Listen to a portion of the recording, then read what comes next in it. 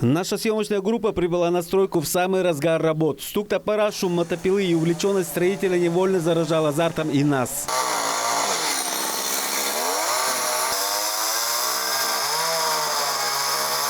Здесь никто никого не подгоняет, каждый работает на совесть. Вы все здесь добровольно работаете. Для чего это вы делаете? Ну, для сына, для пацанов, То есть для кожи. На стройке спортивного зала принимает участие все взрослое мужское население Сумона.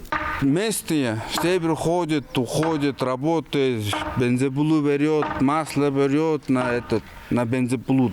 Все берет.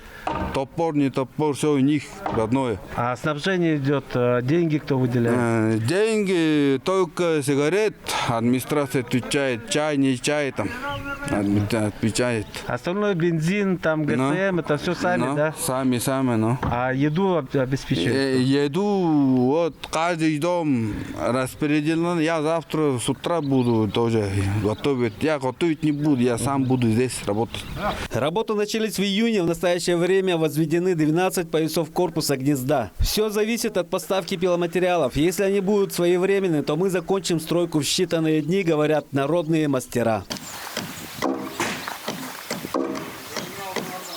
На стройке гнезда «Орлят» никто не требует зарплаты. Снабжение горюче-смазочными материалами и едой обеспечивается каждым домом села по очереди. Лишь бы состояние подъездной дороги к селу не мешало поставке стройматериалов. При посещении с рабочим визитом в Пихемский Кажун в РИО главы Тувы обратил на этот вопрос особое внимание. Рассмотрели возможность улучшения качества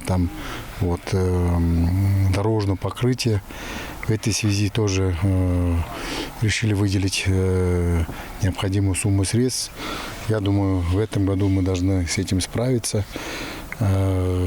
Иногда бывает, особенно очень дождливые дни, в село Хаднта невозможно просто проехать, и это село остается отрезано на многие дни.